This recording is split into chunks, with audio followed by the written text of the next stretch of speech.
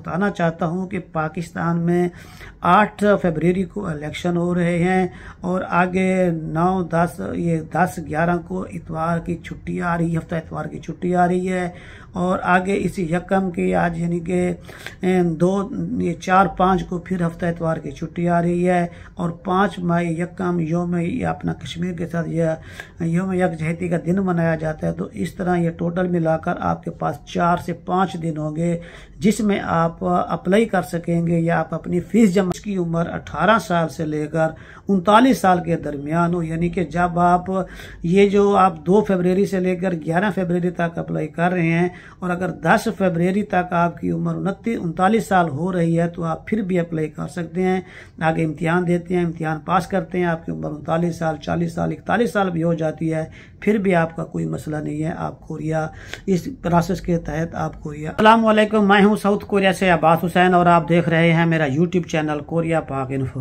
पहले दोस्तों, आज की मेरी वीडियो पाकिस्तान में होने वाले लकी ड्रा के बारे में है कि उसकी जो डिटेल है, कब से कैसे कैसे अप्लाई होगा और उसमें कौन कौन लोग हैं वो अप्लाई कर सकते हैं और वो किस तरह अप्लाई कर सकते हैं। पहले दोस्तों, ये बात आपको जहन में रखनी चाहिए कि पाकिस्तान में ओईसी वहद ऐसा इदारा है कि जो कोरिया के HRD के साथ मिलकर पाकिस्तान से कोरियन लैंग्वेज इम्तिहान पास करने वाले लड़कों को कोरिया का 5 साल का वीज़ा देता है जो कि बिल्कुल फ्री होता है। जो बंदा इस वीज़े पर ऊपर आता है वो 4 साल 10 महीने का एक वीज़ा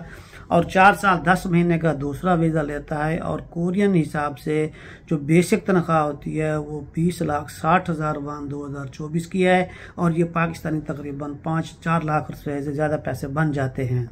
ये इस वक्त पाकिस्तान में हर साल इसका लकी ड्रा होता है, तो इस मरतबा भी ये पाकिस्तान में इन्होंने इस चीज़ का अनाउंस किया है।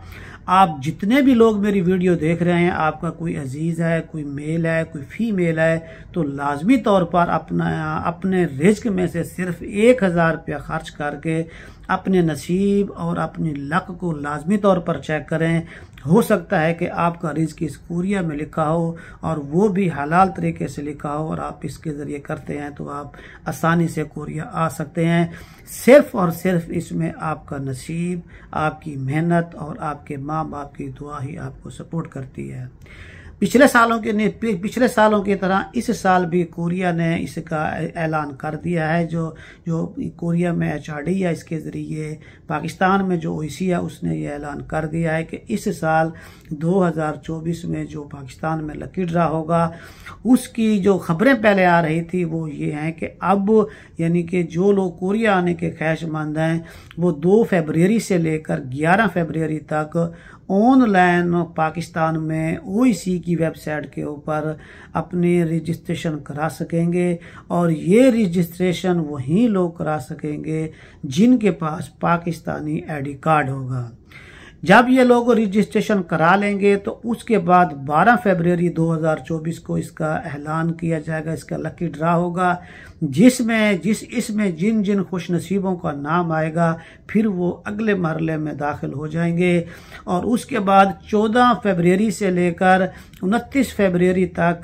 कोरियन ज़बान के इम्तिहान देने की रजिस्ट्रेशन की जो टाइम है वो स्टार्ट होगा और उस टाइम में तकरीबन $27 के मुसावी तकरीबन 4 से 5 हज़ार रुपये पाकिस्तानी फ़ीस बनती है, वो अदा करेंगे तो आप कोरियन ज़बान इम्तिहान देने के लिए वहाँ पर आपका दाखिला हो जाएगा। लैंग्वेज आप कहाँ से भी पढ़ें आपका मसला है, लेकिन आपको इम्तिहान देना होगा जो कि आप पास करेंगे तो फिर ही आप कोरिया आने के अहल होंगे। वो जो इम्तिहान होता है वो 200 नंबर का होता है, 100 नंबर की रीडिंग, 100 नंबर की लिसनिंग। उसमें कुछ आपको लिखने से कोई ज़रूरत नहीं होती, सिर्फ कंप्यूटर के ऊपर बैठकर माउस के ज़रिए आपको टिक लगाना होता है। जैसे ही टाइम कंप्लीट होगा आप सबमिट पे क्लिक करते हैं तो आपका रिज़ल्ट आपकी आंखों के सामने आ जाता है कि आप फेल हैं या पास हैं।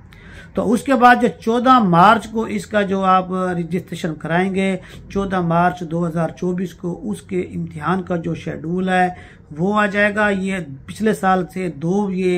दो सेशन में कर रहे हैं, उसमें यानी कि 2 राउंड में करते हैं। तो इस मरतबा जो पहला राउंड होगा वो 20 मार्च से लेकर 7 जून 2024 तक इसके दरमियान जो पहला राउंड है उनका इम्तिहान लिया जाएगा और उसके बाद जो दूसरा राउंड होगा वो 17 जून से लेकर 5 जुलाई और 7 जुलाई से लेकर 10 अक्टूबर तक इस टाइम के दौरान जो है ना ये दूसरे राउंड का इम्तिहान लिया जाएगा। और ये जो इनका रिजल्ट है वो हर एक का जो पहले राउंड का रिजल्ट 17 जून को और जो दूसरे का रिजल्ट है वो 21 अक्टूबर 2024 को आएगा, जिसमें दोनों का मेरिट भी अलग-अलग बनेगा। बिल्कुल ये साफ और शफाफ पाकिस्तान में ये प्रोसेस है। अब इसमें कौन कौन से बंदे अप्लाई कर सकते हैं उसके बारे में अब आपको डिटेल बताता हूं। फिर जो ये इसका आगे स्किल टेस्ट होगा, इसके सवाल किस तरह के आते हैं, लैंग्वेज आपको कहां कहां से पढ़नी चाहिए, ये सारी डिटेल मैं आपको तरतीब के साथ ये वीडियो बनाता जाऊंगा। और आपको ये अप्लाई करने का तरीका, ये चालान कहाँ से डाउनलोड होता है, फार्म को किस तरह की फिलअप करना होता है, कहाँ पर टिक लगानी होती है, वो मैं आपको दगाहे बगाहे साथ साथ इसका आपको यानी कि बताता जाऊंगा। लेकिन उसके लिए आपको मेरे चैनल को सब्सक्राइब भी करना होगा और इसे देखते भी रहना होगा ताकि आप किसी जगह पर गलत ना हो सके। हम भी इसी प्रोसेस के तहत कोरिया आए थे और अल्हम्दुलिल्लाह अच्छा खासा रिज़्क़ अपना कमा रहे हैं और आपको इसी लिहाज से सही तरीके से मुफ्त में गाइड करेंगे ताकि आपके पैसे भी बचें और आपका वक्त भी बचे। इस प्रोसेस के लिए वही बंदा अप्लाई कर सकता है जिससे जिस्मानी तौर पर किसी भी किस्म की कोई माजूरी ना हो, यानी कि उसके कोई हाथ या पाँव के कोई उंगलियां वगैरह कटी हुई नहीं होनी चाहिए, उसके जो रीढ़ की हड्डी मोरों का मसला होता है वो भी ना हो और उससे टीबी वगैरह की बीमारी वगैरह भी ना हो और मेडिकल वगैरह भी फिट हो और एक कलर ब्लाइंड का इशू होता है वो भी उस बंदे में ना हो, तो वही बंदे अप्लाई करने के अहल होते हैं। और उसके बाद दूसरे नंबर पर आता है कि वो बंदे का नाम पाकिस्तान में ECL में उसका नाम ना हो, यानी कि वो किसी दूसरे कंट्री में पाकिस्तान के जाने से उसके ऊपर पाबंदी वगैरह ना हो और ना ही उसके ऊपर कोई पाकिस्तान में बहुत बड़ा थाने वगैरह का केस हो कि जिससे उसका करैक्टर सर्टिफिकेट ना बन सके, इस तरह का भी उसके ऊपर कोई और मसला ना हो। इसके बाद वो कोरिया में अगर आया है किसी भी वीज़े के ऊपर आप student visa, visit visa, business visa, किसी वीज़े के ऊपर भी आया है और यहाँ पर वो इनलीगल तौर पर ना रहा हो, यानी कि वो लीगली वापस चला गया हो, तो वो अप्लाई कर सकता है। अगर कोई यहाँ पर इनलीगल रह कर गया है तो वो इसमें अप्लाई नहीं कर सकेगा और वो बंदा भी यहाँ पर इसमें अप्लाई नहीं कर सकेगा जो कोरिया में 5 साल से ज़्यादा टाइम लगा कर गया होगा। मतलब है कि 4 साल 10 महीने का वीज़ा होता है, अगर ऊपर बंदा को टाइम लगाता है, इनलीगल हो जाता है तो वो ज़्यादा टाइम में शुमार हो जाएगा, तो वो भी इसमें इस कैटेगरी में नहीं आ सकता। लेकिन जो लोग अपना पहला वीज़ा कंप्लीट करके गए हुए हैं और वो रिटर्निंग का इम्तिहान देना चाहते हैं या वो फ्रेश में देना चाहते हैं तो वो लोग इसमें लाजमी तौर पर अप्लाई कर सकते हैं, उनके लिए इसमें अप्लाई करने का कोई उसमें मसला नहीं होगा। और मेन जो अहम बात है इस वीडियो की, इसमें हर वो बंदा अप्लाई कर सकता है जिसकी उम्र 18 साल से लेकर 39 साल के दरमियान हो, यानी कि जब आप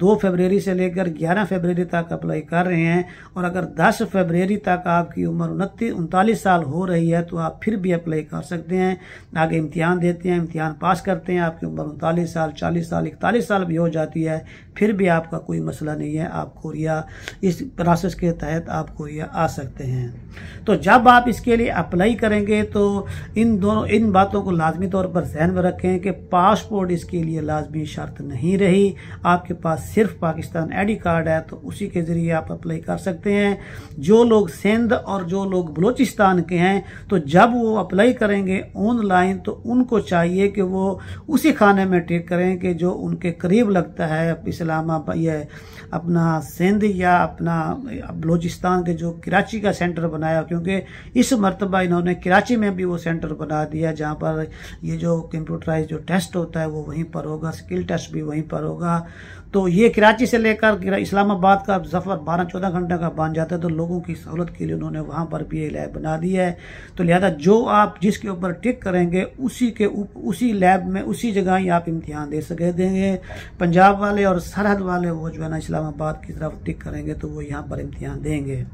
और उसके बाद इसके जो अप्लाई करने की फीस है वो सिर्फ और सिर्फ 1000 रुपया है। 1000 रुपया जो ओईसी का ऑफिशियल अकाउंट है उसमें आप बैंक में HBL बैंक की किसी भी ब्रांच में जाकर जमा कराएंगे और जो वो आपको स्लिप मिलेगी जब आप इसका ऑनलाइन बैठकर अप्लाई करेंगे तो वो स्लिप उसके साथ आपने अटैच करके फिर आपने सबमिट करना होगा, तो फिर ये आपका अप्लाई हो जाएगा लकी ड्रा के लिए। तो इसका ऑनलाइन अप्लाई करने के लिए जो पाकिस्तान में ओईसी की वेबसाइट है www.oec.gov.p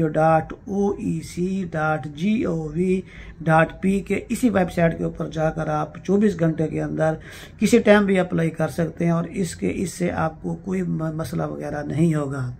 और बाकी एक बात मैं लाजमी तौर पर यहाँ पर बताना चाहता हूँ कि पाकिस्तान में 8 फरवरी को इलेक्शन हो रहे हैं और आगे 9, 10 ये 10, 11 को इतवार की छुट्टी आ रही है, हफ्ता इतवार की छुट्टी आ रही है और आगे इसी यकम की आज यानी कि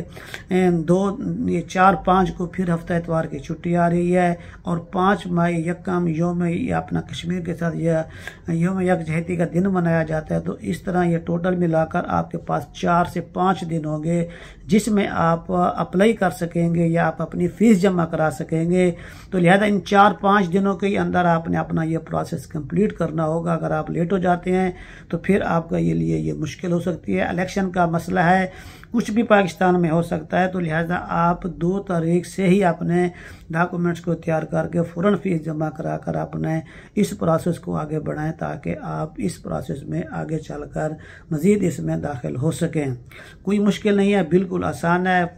फार्म फिलअप करने का तरीका वो मैं आपको अगली वीडियो में बता दूंगा और फार्म फिलअप करने का जो ऑनलाइन है उसका भी तरीकाकार मैं आपको उसके नेक्स्ट वीडियो में आपको बता दूंगा। दुआओं में याद रखिएगा। एक नई वीडियो के साथ फिर मुलाकात होगी। अस्सलामु अलैकुम।